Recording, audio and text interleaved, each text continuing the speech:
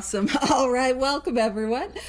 Page Alcoholic. And this is exciting. We're going to be diving into step 2. And so if you have your book to hand, amazing. Bounce around with me. I was joking before the meeting. We're going to be a little bit more sequential than we were last week, but probably not all the way sequential, which is fun and exciting. And so let's kick it off on page 44. And you might be like, hey, I'm getting some flashbacks. Now, hopefully not some of those like flashbacks we had by doing some of those non-conference approved dry goods. But the flashback of, hey, isn't this where we started last week? Page 44, first paragraph? Absolutely. Absolutely.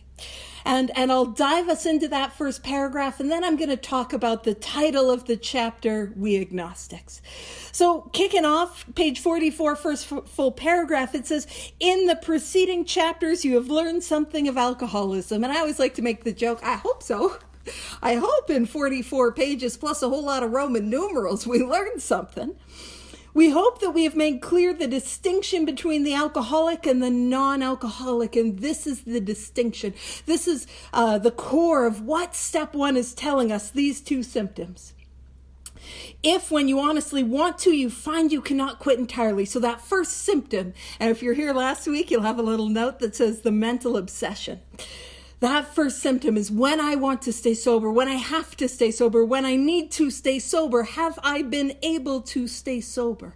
And if my response to that is no, it is an indication that I have the obsession of the mind, that thought that takes me back again and again to that first drink. And then it says or. And as y'all know, I like to be like, I'm an and. I wasn't oring it up. And then I got to step 11 and I thought I could throw in an or right there. I'm an and girl. I got to and it up all over the place. And I'm so sorry for people like that is not how we do grammar. It's going to get worse. Alrighty. Or if when drinking you have little control over the amount you take. And if you're writing in your book or you did last week, you'll have a note that what we were talking about is the physical allergy. So what we're talking about is the thing that happens once I start to drink. Do I experience more often than not that thing that sets off and tells me I need more? And the more that I drink, the louder that more gets. Do I know what it's like more often than not to start drinking and absolutely lose control and burn my life to the ground? Am I familiar with that? And maybe it's just burning it to like embers or knee high, knee high by the 4th of July. That's how bad I burnt my life down. That's a corn joke. Jeez, it's going to be a weird one today if I'm already making corn jokes. Alrighty. But do I relate to those things? And it says, so if that is me, you are probably alcoholic. And if that be the case, you may be suffering from an illness which only a spiritual experience will conquer. Now, what oftentimes when we approach the second step, and we're going to talk about the barriers that so many of us bring to the second step. We have barriers. Very few of us come to the rooms of Alcoholics Anonymous and think, oh boy, it's a spiritual program. I'm excited for that. Most of us are like, oh no. But oftentimes what we need to understand is that if I have an understanding of the reality of my first step predicament, if I have an understanding of the hopelessness that I have as an alcoholic, that step 1 experience is what leads me and opens me up to the hope that is available in step 2. Some of you guys who've been hanging around with me for a while, you guys know I love the chapter 2 wives and having this brand new experience with it. I know I'm saying something really controversial right off the bat, but what it talks about is the more hopeless I am, the better. The more that I'm able to see the reality of my predicament as an alcoholic, which is to say I have to stay sober. I need to stay sober. I want to stay sober. But I am unable to stay sober. That it is only a matter of time before I take that first drink. When I am there, when I see that reality, it's like, man, I'm willing to try anything. And a lot of times the struggle with the second step is perhaps a misunderstanding of the reality of the first step. So I believe that's in part why we have such a summary of the first step as we lean into step 2. Also, what is the second step? Now, if I could distill the second step into like one simple statement, we're going to break it down. I've got visuals. I know, shocking. We're going to break it down and we're going to go into a little bit more detail. But that last line, when it says, if that be the case, by the way, welcome those that just joined. We're on page 44, first full paragraph. When it says, if that be the case, you may be suffering from an illness which only a spiritual experience will conquer. The second step is only believing, could a spiritual experience exist? Is that possible? That's ultimately all that is asking of me. I don't need to have it. I don't need to like it. I can come with baggage, and baggage that comes on little rollers and baggage that is an over-the-shoulder sort of baggage. I can come with all of that. But all that is ultimately asked of me to believe is the solution that we have in Alcoholics Anonymous, which is the spiritual awakening. Could that exist? Is that possible? That's all it's asking. And I know we're going to talk about somebody like me when I got here. Oh, I overcomplicated the heck out of it. But before we talk about my raging defects, let's go on an etymology tangent. Who isn't excited for that? Woo! Etymology, not entomology. Entomology is the study of bugs. Etymology is the study of origin of words. That's the one we're talking about. So the chapter that we're diving into in respect to step 2 is the chapter called We Agnostics. And I will point out, it is not the chapter to the agnostics or for these agnostic weirdos, like we have 2 employers. It's not the agnostic afterward, like the family afterward. It is we agnostics, which is pointing out the truth that when each and every one of us come to the second step, we might have spiritual beliefs, we might have spiritual practices, we might have a religion, and all of that is good and wonderful, but we all are experiencing agnosticism. So what does it mean to be an agnostic? Now, in our modern 2026 language, you can always tell when I have to check the calendar, or like, what year is it? Where am I? But in our modern 2026 language, the word agnostic sort of means like a fence sitter. You know, maybe there's a power, maybe there's not, I don't know. But the origin of the word agnostic, so its etymological origins are Greek. And in Greek, ancient or otherwise, but in Greek, ag, the prefix, yep, that sounds like a prefix, and then followed by a suffix. Yeah, you can tell. All right, so the prefix is ag, yeah? And ag means without. And gnosis means knowledge. And the specific type of knowledge that we are talking about is spiritual knowledge. That's what gnosis means, spiritual knowledge. So it is we, each and every one of us, as we approach the second step, are without spiritual knowledge, that spiritual experience, that heart level experience of this power. We all have not had that to the depth that we need to stay sober.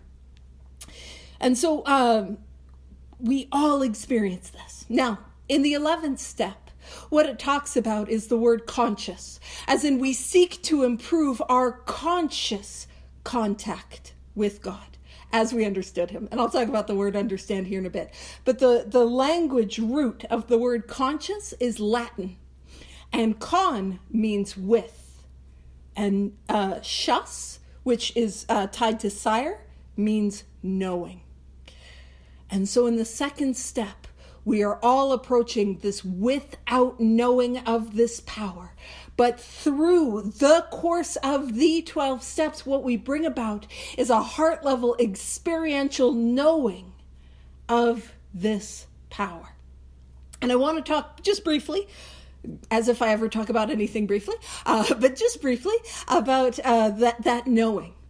You see, it's not that. Now, I know you guys can't relate to this, but if you've ever had a sponsor that tells you to do things, and then you're like, yeah, I know. And then they keep bringing it up for some weird reason. And then it's like, yeah, I know. And then they keep bringing it up. It's weird. And it's like, no, I know. So when we're talking about the knowing, we're not talking about that sort of, yeah, I know, that intellectual or that knowing. And I if you're wondering about the mystery of why does my sponsor keep bringing up things for me to do? It's because I'm not doing them. And if I were doing them, I would actually know. But I know you guys can't relate to that, so don't you worry about it. But I've been that person a time or two.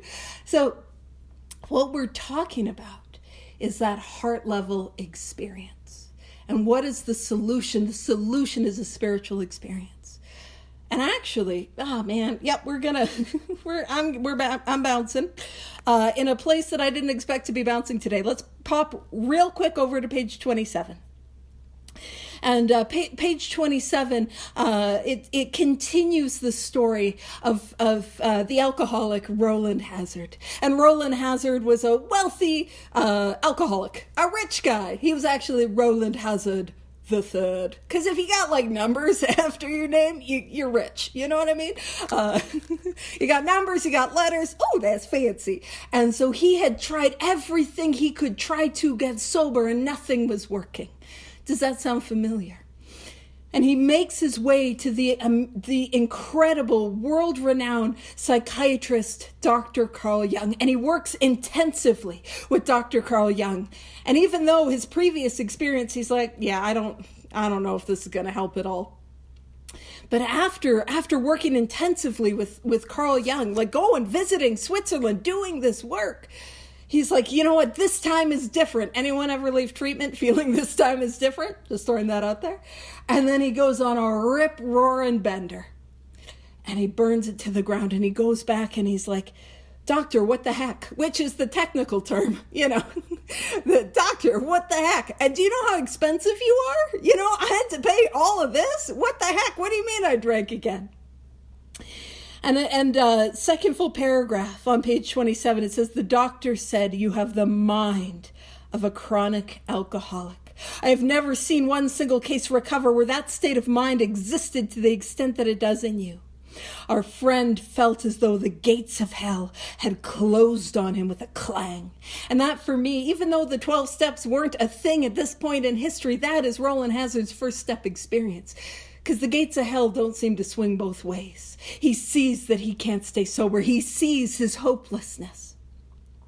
And it's almost out of desperation that he said to the doctor, is there no exception? Do you not have anything for me? And he says, yes, replied the doctor, there is. Exceptions to cases such as yours have been occurring since early times. Here and there, once in a while, alcoholics have had what are called vital spiritual experiences. Vital meaning life-giving spiritual experiences. And he describes it. To me, these occurrences are phenomena.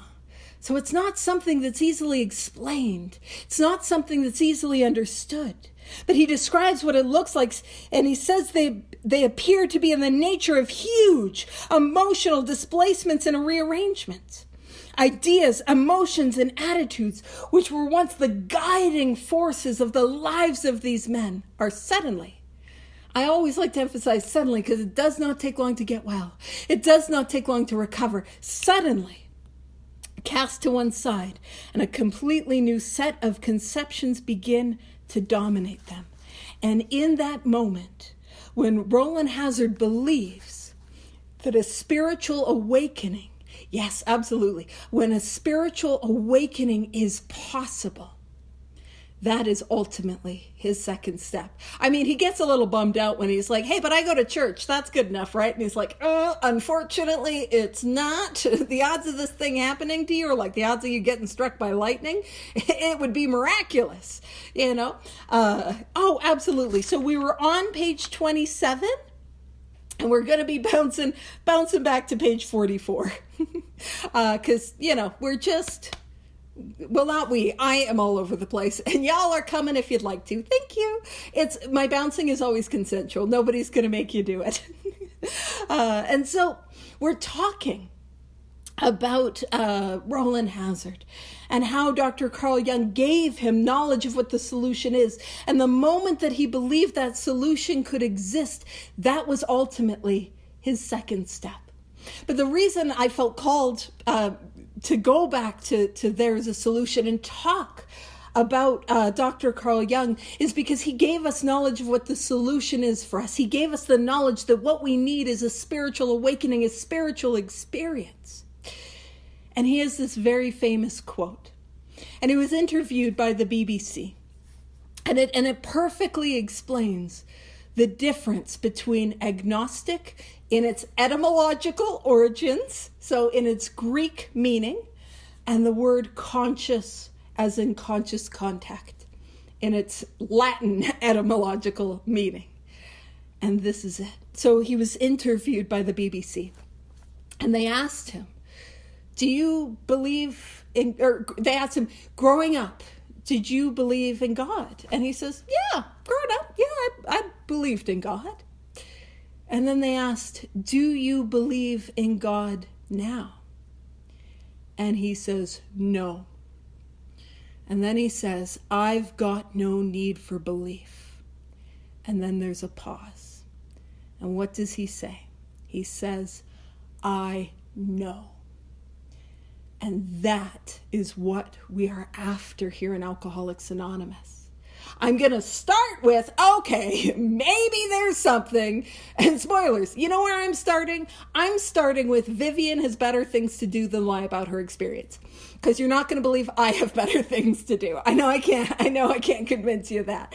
But that's what I'm believing. I'm believing that you drank the way that I drank, that you felt the way that I felt, that you went through what I went through, that you experienced what I experienced. And I believe that you have had this change. This change that has happened is the result of the 12 steps. And it's like, okay, that is enough. That is more than enough to begin. And we'll talk about it. So let's go. So we're back on, and where we're gonna go is let's go to the very bottom of page 45, because let's talk about the barriers that I have to belief in a power greater than myself. Because I came with barriers, and actually, on page 44, we are going to 45, but I'm making reference to it. It talks about twice in the same paragraph, half of the original fellowship. So half of the 100 members, 80, so 40, but half of them, it's the worst when I do that math, half of them were atheists and agnostic. And we often think, oh, the God problem. It's a modern issue. No, it was an issue from those early days. People that were like, ugh, I don't know about this. And struggling with that sort of belief. So on page 45, bottom paragraph, let's talk about the barriers that each and every one of us have brought. And maybe we all haven't brought all of them, but the collective barriers that we often bring to the idea of the second step.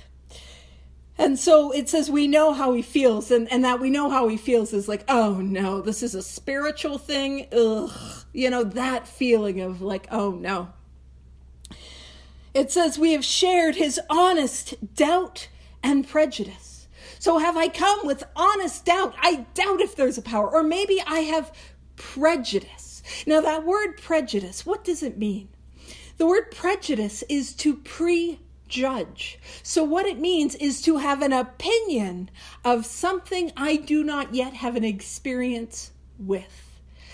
What does that look like? I'll tell you what prejudice looks like in my experience in Alcoholics Anonymous. It looks like the steps couldn't help me.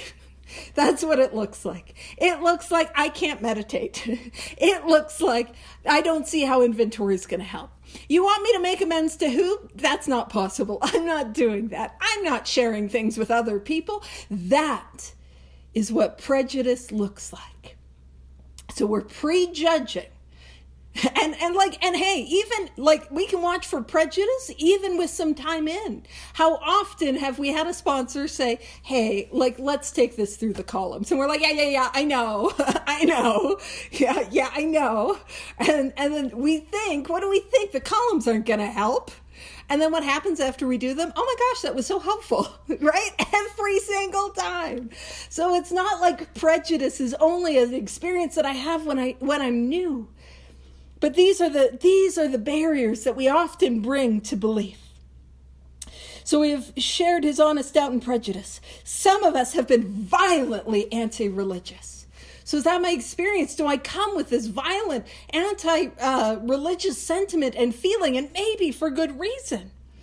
And it says to others, the word God brought up a particular idea of him with which someone had tried to impress them during childhood. So I reject the idea of a Santa Claus God. I reject the idea, a bearded guy in the sky, that's watching. And what are you watching, And you're going to give me coal if I'm bad, and if I'm good, I get a little gift, like that. We reject that, right? And it says, perhaps we rejected this particular conception because it seemed inadequate. You want me to believe in Santa Claus? I'm not open to that. Tim Allen wasn't convincing. Yes, exactly. Contempt prior to investigation. I'm thinking of like the Santa Claus movie in the 90s. That was the Tim Allen reference. Anywho, so it says, with that rejection, we imagined we had abandoned the God idea entirely. And again, there's no curiosity. The door is closed. There's no willingness to explore. There's no willingness to seek. It's just closed. And then it goes on to say we were bothered with the thought that faith and dependence upon a capital P power greater than ourselves was somewhat weak, even cowardly. Believing in God, that's for wimps. That's not what cool people do. Now that was it for me. I came to the rooms and I came in young, but don't you worry. I am a really efficient alcoholic. I got myself into a place of hopelessness real young. So I just burnt it to the ground real quick. But I got here young. And despite the fact that at no point in my life have I ever been cool, I show up to, now back in the day, it was only church basements and community centers. We didn't have Zoom. But I would show up to the church basements and community centers, and I'm like, listen, I gotta be cool, even though I got the coffee with the creamer that won't stir in no matter how hard you try. I gotta impress these people, and I can't have them thinking I'm not cool. Now, if you're wondering, where was I drinking? Behind a dumpster with wet pants and probably a shoe or two was missing. You know what I mean? But I gotta impress these guys. And so I'm like, it's not cool. And so that was a barrier that I had. And if you're wondering, kind of the language that was a little more hip, not that I've ever been hip, but I do have sciatica, but the language that was a little bit more hip was higher power. And so back in the day, I would use higher power. And then, listen, I'm an efficient sort of alcoholic. That got exhausting. It's 2 words. It's a whole lot of syllables. You know what's real efficient for this efficient alcoholic? God.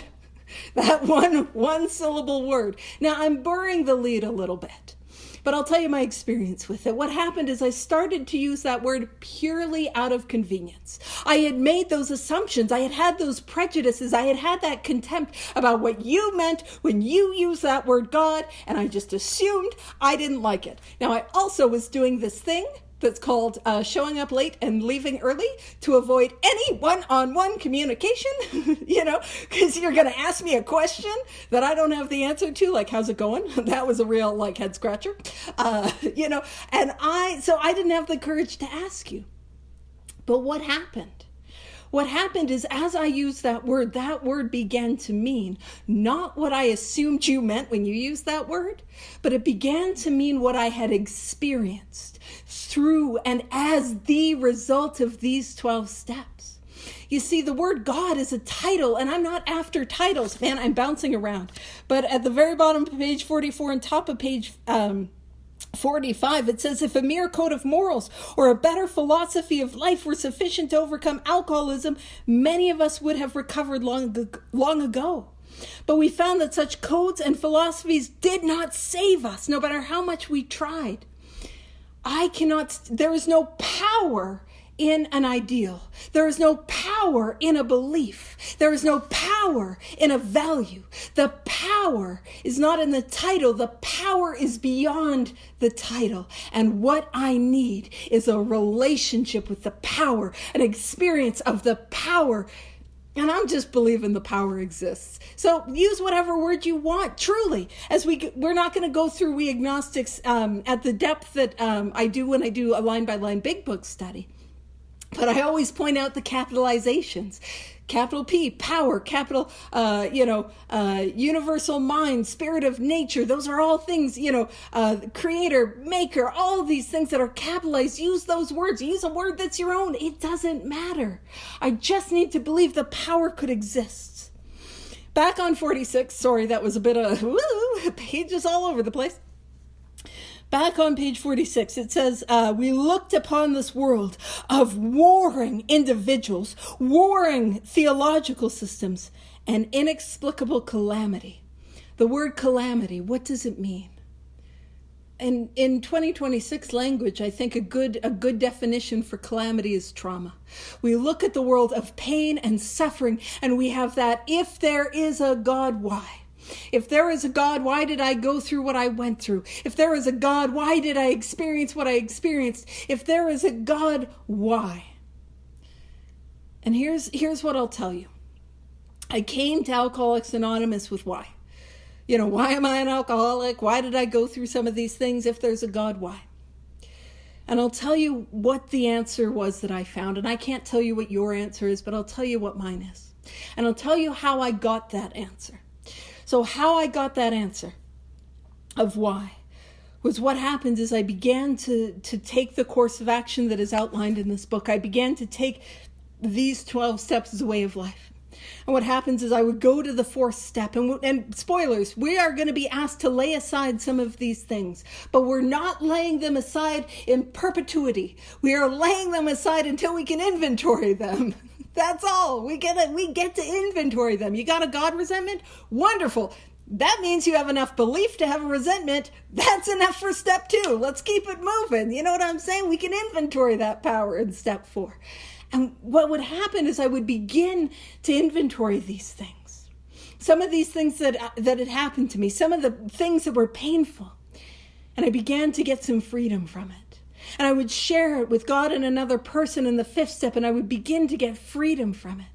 And taking that quiet hour and beginning to feel a change and asking for the things that are blocking me to be removed, man, I began to see myself in a new way. And I went out and I would make amends for the harms that I caused. And how I began to see myself changed. And how I began to see those things changed. But it really was when I began to sit down with another alcoholic and I began to take them through this work. That is when I began to get the answer to my why. Why did these things happen? Why did I go through these things? And I would sit down with an alcoholic and I would say, yes, me too. Yes, me too, I drank like that. Yes, me too, I went through that. Yes, me too, I was not a part of the dry pants club. Yes, me too, I experienced that when I was young. Yes, me too, I experienced that pain, that suffering, that trauma. I went through that too, and here is how I got freedom from it. And I cannot give you the answer to your why, but the answer to the why that I have found is I went through those things so that I could take other people and help them get through their pain and their suffering and take their hand and put it in the hand of a loving higher power of their own understanding. And by the way, I have a 1930s dictionary, which is not going to surprise anyone because I'm so cool, so cool. But in my 1930s dictionary, the word understand means to know through experience. So when we talk about a God of our understanding, I am not meant to figure out God between my ears. And if you spent some time between my ears, you'd be like, that's a lot of circus music. like that, I'm just kidding. But if you spent time there, you're like, that's not where the solution lies. I'm not meant to figure it out there. I'm meant to experience it through this work. And it says, we looked askance, that means skeptically, at many individuals who claimed to be godly. So we looked skeptically at these people who did awful things in the name of God, or used the name of God to manipulate and control. Or we saw these people in AA and we judged them. I know you guys wouldn't ever do that, especially to somebody presenting, but feel free, judge away. But like we did that, and it's like, and I'll tell you my lived experience with that too. I would come to meetings and there would be people that would be beaming. They would be happy and they would be free. And I was in such darkness. I was a little like, actually, if you know what it's like to be a teenager in your dark room, and then your mom comes in and turns on the lights and it's like, like that's how I responded. I'm like, oh, it's too much. You're too happy. Ugh. And I thought they were better than me. No, they were just happy and free and didn't hate themselves with the vitriol that was unparalleled that I was quite cozy with. Just living their best lives. And then it says, how could a capital S, capital B, supreme being have anything to do with it all? And who could comprehend a capital S, capital B, supreme being anyhow? And it's that question of like, the conception that I have feels so inadequate. And the conception that I have in step 2 is the starting blocks. I approach the second step as if it was the finish line, like I was done. No, it is the starting blocks of a lifelong race that doesn't end. I get to grow and I get to deepen, but I just need to believe that one could exist to move in that direction to that spiritual awakening, even if I don't know what it's like, even if I think it's stupid, even if I'm struggling with other areas of my life. Could one exist? Y'all seem too happy. And then it says, yet in other moments, we found ourselves thinking, when enchanted by a starlit night, who then made all this? There was a feeling of awe and wonder, but it was fleeting and soon lost. And so what opens us up? What keeps us held back is these beliefs, these ideas, but what opens us up is our experience. Have I had any of those experiences enchanted by a starlit night? And we're going to talk about those here in a little bit. But have I had any of those experiences where like, yeah, y'all seem happy and sober. That's more than enough. Have I had these experiences of something, a peace and a presence? It's like maybe there's something. And it says, yes. So that's what opens us up. Yes, we have agnostic temperament, have had these thoughts and experiences. Let us make haste. So that's quickly. We want to quickly reassure you. We found that as soon as we were able to lay aside prejudice, so lay aside our old ideas, lay aside our preconceived notions, just be open to maybe a solution could exist that I don't have to figure out. And again, some of that stuff I'm going to pick right back up in step 4 and move through it. Not pretend it doesn't exist. Because when I heard lay it aside, I got frustrated because I thought you wanted me to pretend things didn't happen. So lay aside even a willingness to believe in a power greater than ourselves. We commenced, and commenced is to begin. The second step is just the very, very beginning. It's not the end. We commenced to get results. Oh, that's good. I need results. If I don't get results, I'm going to drink again. And that's not good. I can't do that because I can't control the amount I drink. So we commenced to get results, even though it was impossible for any of us to fully define or comprehend that power which is God. I'm not asked to define it intellectually or understand it intellectually. I'm asked to believe maybe it could exists. And I'm going to use a metaphor, and then we're going to go across the page on page 47, but I'm giving you a head start to get there. So the metaphor, and this is simply a metaphor. So it's not real, but it's step 1 is realizing that if I continue to live in Calgary, Alberta, Canada, I am going to drink again. Spoilers, that's where I live. And that is that step 1 experience. That if I stay where I'm at, I am going to drink again. And then I hear of this mythical place called Hilton Head, South Carolina. And because that's where a lot of the people here are from. And all I need to believe is that it exists. I don't need to like it. I don't need to have an opinion on it. I don't need to know anything about it. I don't even need to read a tour guide, like one of those old tour books about it. I don't need to go check out Yelp reviews. All I need to do is not gaslight somebody like Vivian about her experience. I know you think South Carolina exists, but it just doesn't work for me. Like, that's all that I need to do in the second step. Spoilers, the third step, with those two pieces of information, all I'm going to do is I'm going to decide. I'm going to decide, am I going to go to South Carolina? And the actions of 4 through 9 are going to get me there. And 10, 11, 12 allow me to stay there. That's what we're doing. It really is that simple. Okay, across the page on page 47, second paragraph. It says, we needed to ask ourselves but one short question. Do I now believe, or am I even willing to believe, that there is a power greater than myself? Do I now believe, or am I willing to believe that maybe there could be a power? Now, if you're writing in your book today, you can make a little note that is step 2, part 1. And I'm doing the screen share. I know it's a little bright. I'm like, it's too bright for me. I should have toned it down. So when we see step 2, as it's written on the scroll or on page 58 or, like shared on the Zoom screen, what does it say? It says, came to believe that a power greater than ourselves could restore us to sanity. And we break that into 2 parts. So step 2, part 1 is right here. Do I now believe, or am I willing to believe, that there is a power that is greater than myself? Can I believe that? And I point out that it's not even in. I don't even need to believe in a power greater than myself. Can I believe that a power greater than myself exists? That is step 2, part 1. And that's all that is asked of me. And here's my experience. I cannot come to meetings like this with people like you and deny that there is a power that has worked in your life. Because you felt the way that you felt. You felt the way that I felt. You went through what I went through. You experienced what I experienced. Man, you know what it is like. And you are happy and sober at the same frickin' time. And I could never get there. And you said a power greater than yourself made it possible. That is all that is needed to believe. It goes on to say, as soon as a man can say he does believe or is willing to believe. Okay, Paige, maybe you're not lying, Maybe South Carolina is a place. Go Gamecocks. I always like making that joke when we talk about it.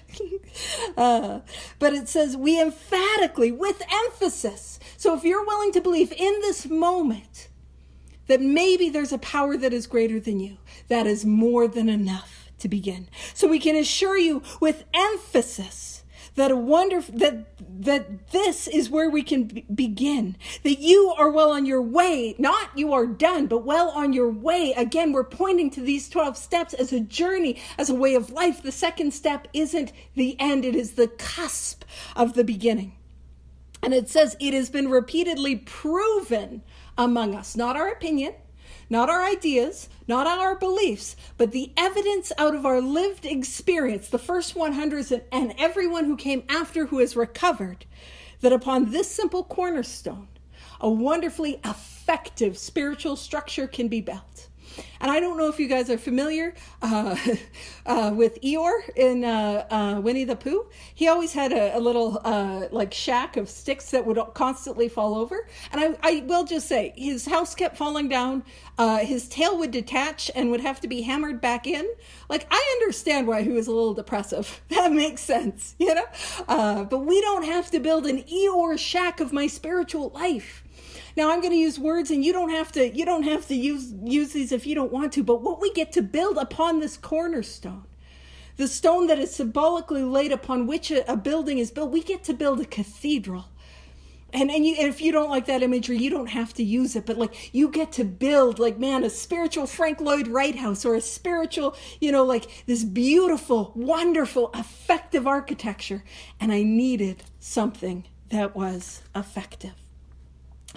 And then it goes on to talk about. So that is enough to begin. That is the place to start. Now it goes on to talk about the barriers and the barriers that we come to belief in a power greater than ourselves. And I'm not going to, I'm going to bounce around just a little bit. We're going to talk about some of them. But a lot of the barriers that we have to belief and how we agnostics does a lot of spiritual judo or a lot of spiritual jujitsu, because we'll bring these arguments to the table and it will use the arguments against me, which is rude. It's just rude. Don't do that to me. So a lot of the arguments that we have to the belief that there could be a power greater than ourselves is like, it's not scientific. And then we have a look at, well, hey, isn't the scientific method based on seeking, curiosity, experimenting, and trying? And aren't you as rigid in your belief that there could be no power greater than yourself as the people that were holding back those ideas of science?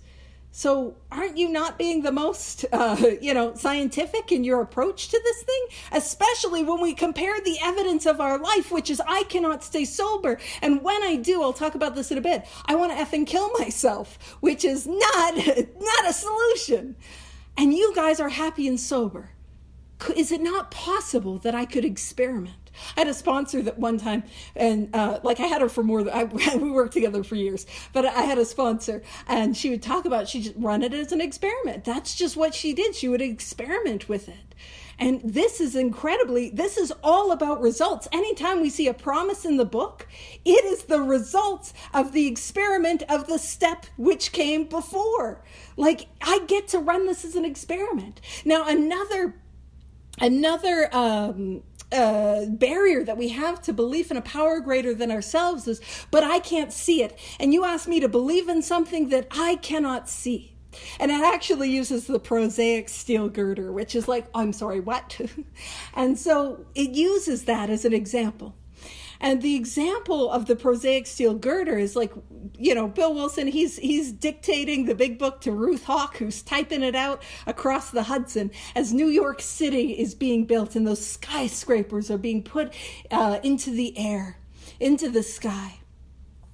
And he's seeing these metal I-beams. If you've ever seen that picture of the iron workers sitting on that beam eating lunch, that's exactly what they're talking about. And we see this metal beam and we look at it and we say, it is solid, it is unmoving, and that is a fact based on what I can see.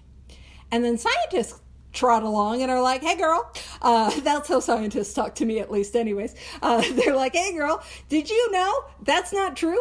Did you know that I-beam is not just this metal unmoving thing. In fact, is made up of these things called atoms. I've never seen an atom, but I believe in them. And the atoms, they're made up of protons and neutrons that are in the nucleus of the atom. And what spins around the atom are these electrons. And so there's all this movement that you can't see. And I'm like, okay. And then they tell us that actually there is more space between the atoms than there are atoms themselves. And I'm like, okay. And I'm able to change my mind. And I'm able to believe in that which I cannot see. And it also uses another example of electricity. And I know that these comparisons are frustrating, especially if we're reading the book alone. My first sponsor was like, read We Agnostics, you'll sort it out.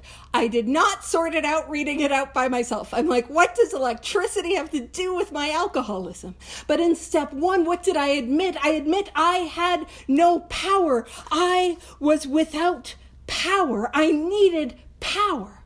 And what do I need to believe? That power exists. And to start from that power exists, just like believing electricity exists. I cannot always see the power when I begin, but I see the results of the power.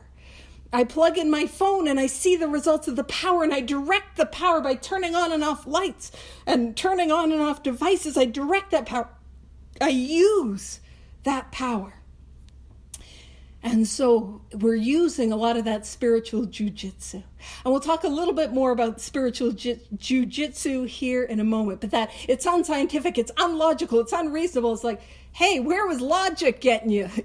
You're suicidal and drunk. Like logic, how I'm using it, isn't working.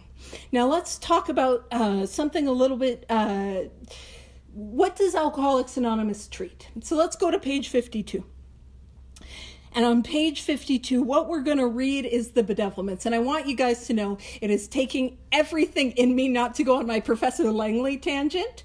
But I am. Some of you guys are like, oh, I know. She's reeling it in. She's doing real good at not going on that. But let's talk on page 52. Page 52, second full paragraph. We had to ask ourselves why we shouldn't apply to our human problems. So what we're going to talk about is what we describe as the spiritual malady. The spiritual malady is not limited to alcoholics. There are non-alcoholics who are spiritually sick. I always like to make the joke, I'm sure you'll find them at your HOA, your PTA, you'll find them in traffic. You know what I mean? You'll find them. And they are not alcoholic. But this is what Alcoholics Anonymous treats. This is what the spiritual awakening is, the result of the 12 steps. This is what it treats. And so what we are describing is this how I feel sober? Is this me? And we get to hold these bedevilments up as a mirror to my life. So these are my human problems. It says we had to ask ourselves why we shouldn't apply to our human problems our same readiness to change our point of view, to be open to a power, to be open to a solution when this is how I'm living. It says we were having trouble with personal relationships. Are people not talking to me? Am I not talking to them? Am I cut out of the will? Am I cut out of relationships? Am I alone? Am I miserable? Are people hurt? Am I hurt by others? It says we are a prey to misery and depression. Is that misery and I think literally like a prey animal. I can't watch like National Geographic or anything like that. I don't have it in me. But I'm like, the lion is getting me. The lion of depression, the lion of misery. I can't outrun it. It's getting me. And I can't break free from it no matter how hard I try. I am in the jaw of misery and depression. Bless you. And I cannot get out. I cannot get free. And it says we couldn't make a living. Is that me? Now that doesn't mean I'm unemployed, but it can. Am I underemployed? Am I spending money faster than it's coming in? Am I hating, every morning when I have to get up for work, is my thought, oh, not again? Is it agony the way that I have to show up and make a living? I couldn't make a living. Is that me? And it said we had a feeling of uselessness. Do I feel that way? It says we were full of fear. Am I led and driven by an anxiety that I can't shake? It says we were unhappy. Is that me? We couldn't seem to be of real help to other people. Is that my experience? Is that me? And is that me sober? And I can always hold this up to the light of my own experience today in the here and now. If that's how I'm feeling today, what I want you to know is that we have a solution. We have an answer. We have a way out, a way that works. And that is these 12 steps. And I'm not doing as well for time as I hoped I would. Who's shocked by that? Not me. But I want to point this out. So when it's talking about why, let's, is it not more important that we get an answer to these than we get a new iPhone or we get the next? And I have people in my life that genuinely love space. And I think there's another Artemis rocket or another spacey thing that's happening. Is it not more important that I not want to die every single day? Then I get that. And they were able to change their mind about science and technology out of openness and curiosity. Can I not be open and curious about the spiritual world? And if I'm feeling this way, it says, when it says we're having trouble with personal relationships, we can mirror these with the 9th step promises. The 9th step promises come true when I have gone at least halfway through my amends. I have made at least half of my amends. That's when they come true. But when it says we're having trouble with personal relationships, it says we will lose interest in selfish things and gain interest in our fellows. Self-seeking will slip away. And it makes sense that hey, if I'm caring about other people and what's going on with them, I might have better relationships. When it says we couldn't control our emotional natures, well, in the 9th step promises we will comprehend the word serenity and we will know peace. When it says we were a prey to misery and depression, well, 9th step promises, it says our whole attitude and outlook upon life will change. In the bedevilments, we couldn't make a living, but in the 9th step promises, fear of people and of economic insecurity will leave us. And that feeling of uselessness, and self-pity will disappear. Being full of fear in the 9th step promises, we will intuitively know how to handle situations which used to baffle us. When it says we were unhappy, what we awaken to is we are going to know a new freedom and a new happiness. When it says we couldn't seem to be of real help to other people, we will not regret the past nor wish to shut the door on it. And no matter how far down the scale we have gone, we will see how our experience can benefit others. And I'll make sure I put these things that I screen share in the chat. And it's like, if that is me on the left side, if that is me in the bedevilments, and I don't want to feel that way, the 9th step promises are how I get free. And I just need to do 4 through 9 to get there. Now, let's do the second part of step 2. Let's go across the page. And what we're talking about, second paragraph across the page, we're not throwing out logic. We're not throwing out reason. What it's saying is like, is it not more logical to go after something that we know that works, that brings about those results, than it is to spin my tires in my own misery, contemplating how much smarter I think I am than everyone? And I believe this. There's that saying, nobody's too stupid to get AA, but we often say some people are too smart, and I don't think that's true. I don't think anyone is too stupid, and I do not think anyone is too smart. But I think there's people like myself at one time who thought I was too smart, but I'm not actually too smart. So let's go page 53, second full paragraph. It says, when we became alcoholics, crushed by a self-imposed crisis, which is rude to call me out like that we could not postpone or evade. We had to fearlessly face the proposition that either God is everything or else he is nothing. God either is or he isn't. What is our choice to be? Now, what we can make a note is that is step 2, part 2. Step 2, part 2. And so when we look at step 2 as it's written on page 59 on the scroll or shared on the Zoom screen, when it says came to believe that a power greater than ourselves. Step 2, part 1, page 47. Am I willing to believe that there could be a power that is greater than me? If yes, check, move. Let's keep it going. Now, step 2, part 2. Can I believe that this power could restore me to sanity? Now, when we talk in Alcoholics Anonymous about sanity, now some of you guys know I am a grippy sock connoisseur.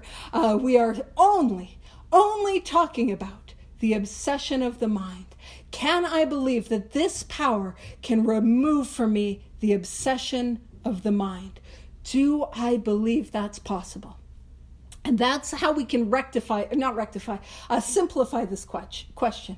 That's how we can approach this question in a gentle way. Do I believe that this power is more powerful than the obsession of the mind, the thought that I have when I'm sober that tells me I can take that first drink?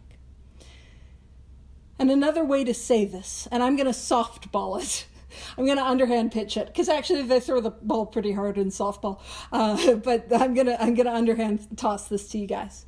What do I think is bigger? God, the spirit that animates the universe, or my rinky-dink little problem with booze? What do I think is bigger? That's another way that we can reconcile that question.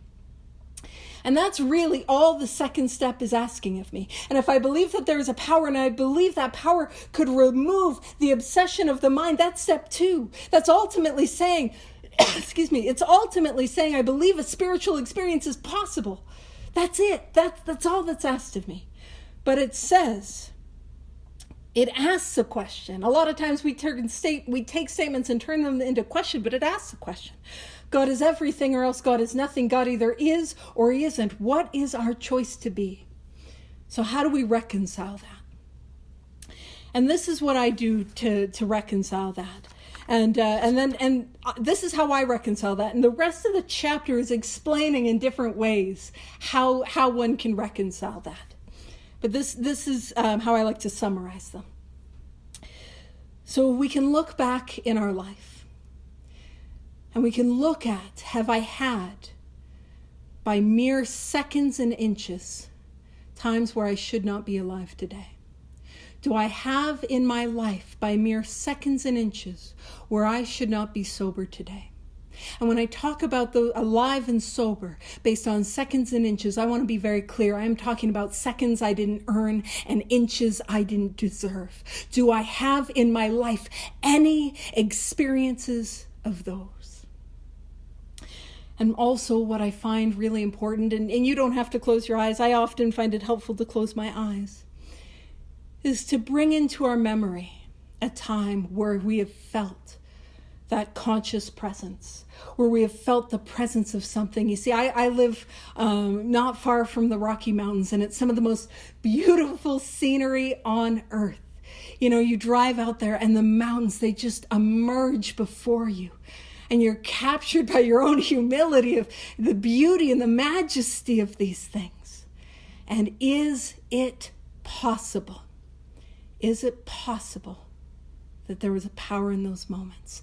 And those aren't the only moments. Have I had, that starlit night where I am enraptured by my insignificance and the majesty of the universe?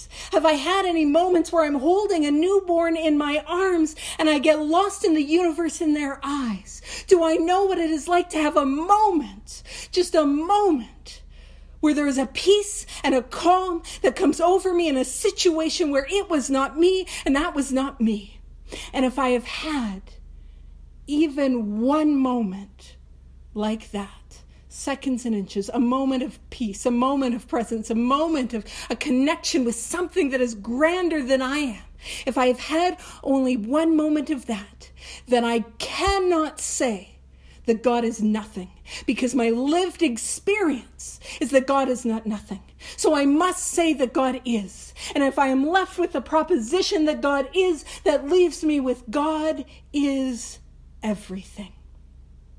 And that's how I reconcile that question. And it goes on, and don't worry, I'm wrapping up. I know I'm pushing it for time. Excuse me. And as it wraps up, it tells us, like, the barrier is I don't have faith. I can't have belief. I can't have worship. But there's so many areas in my life where I had faith and belief and worship.